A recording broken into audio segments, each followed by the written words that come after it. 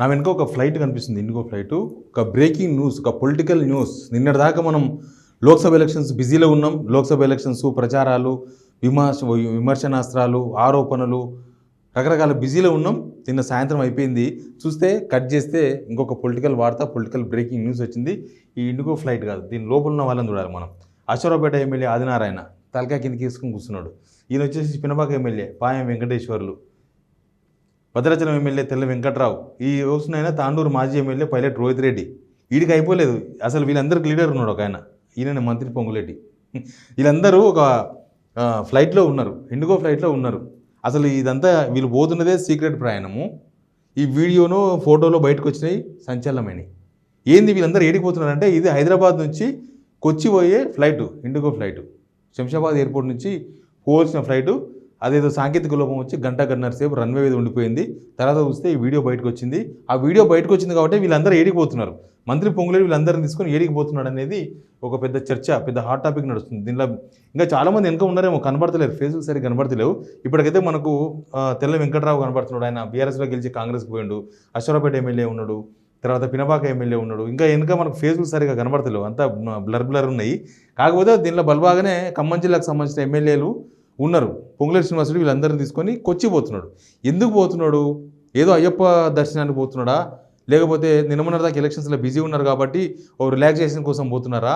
అసలు ఈ కేరళలో ఏం జరగబోతుంది అనేది ఇప్పుడు ప్రస్తుతం ఇంట్రెస్టింగ్గా మారింది పాలిటిక్స్లో. పొంగులేటి శ్రీనివాసరెడ్డి పోవడం పైన అనుమానాలు, ఇంక పొంగులేటి శ్రీనివాసరెడ్డి తీసుకుపోవడం పైన అనుమానాలు. ఎందుకంటే పొంగులేటి శ్రీనివాసరెడ్డి నెంబర్ 2 నేనేం చెప్పుకున్నాను ప్రభుత్వంలో. ప్లస్ ఆయన మీద కొన్ని విమర్శలు కూడా వచ్చినాయి. నెక్స్ట్ లోక్సభ ఎలక్షన్స్ తర్వాత తెలంగాణలో ప్రభుత్వం తన చేతుల్లోకి తీసుకోకపోతున్నాడు పొంగులేటి శ్రీనివాసరెడ్డి. చాలామంది ఎమ్మెల్యేలను గ్యాదర్ చేస్తున్నారు. అసెంబ్లీ ఎలక్షన్స్ అప్పుడే చాలామందికి ఫైనాన్షియల్ సపోర్ట్ చేసిండు పొంగులేటి శ్రీనివాసరెడ్డి. ఆయన బీజేపీకి టచ్లో ఉన్నాడు, బీజేపీతో కలిసి గవర్నమెంట్ పెట్టబోతున్నారు. ఆయన ముఖ్యమంత్రి కూడా కావచ్చు. ఖమ్మం జిల్లాలో చాలామంది ఎమ్మెల్యేలు ఆయన అనుచరులే.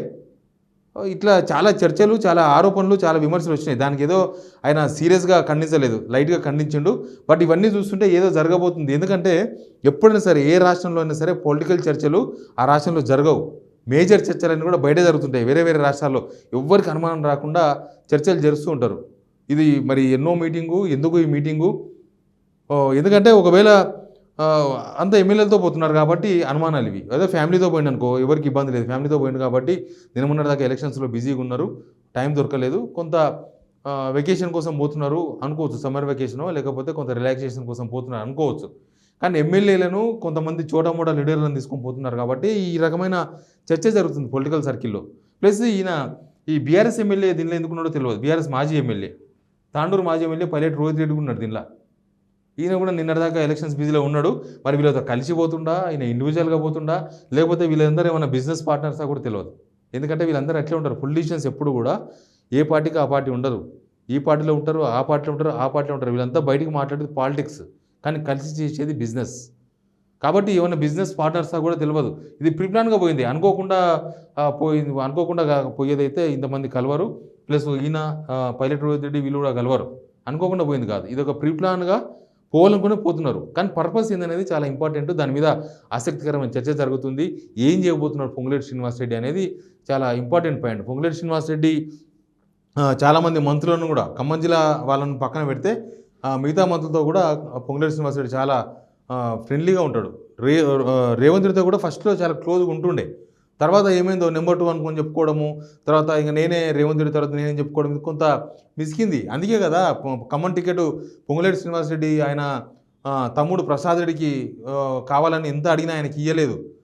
ఫైనల్గా కాంగ్రెస్ సింపథైజర్ ఫస్ట్ నుంచి కాంగ్రెస్లో ఉన్న వాళ్ళ ఫ్యామిలీకి ఇచ్చింది తప్ప పొంగులేటికి ఆయన కూడా చుట్టమే, కానీ పొంగులేటి తమ్మునికి ఇవ్వలే.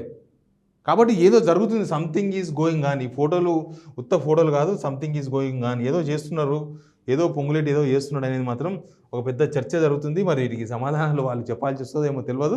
బట్ పాలిటిక్స్లో జరిగేటివన్నీ చాలా విచిత్రంగా, చాలా రహస్యంగా జరుగుతూ ఉంటాయి. ఇప్పుడు ఈ రహస్య పర్యటన కూడా దేనికోసం అనేది అయితే తెలియదు. బట్ బయటకైతే ఇదేదో జరుగుతుంది, ఏదో జరగబోతుంది అన్న ఒక సంకేతాలను అయితే ఇస్తుంది. Please subscribe signal TV.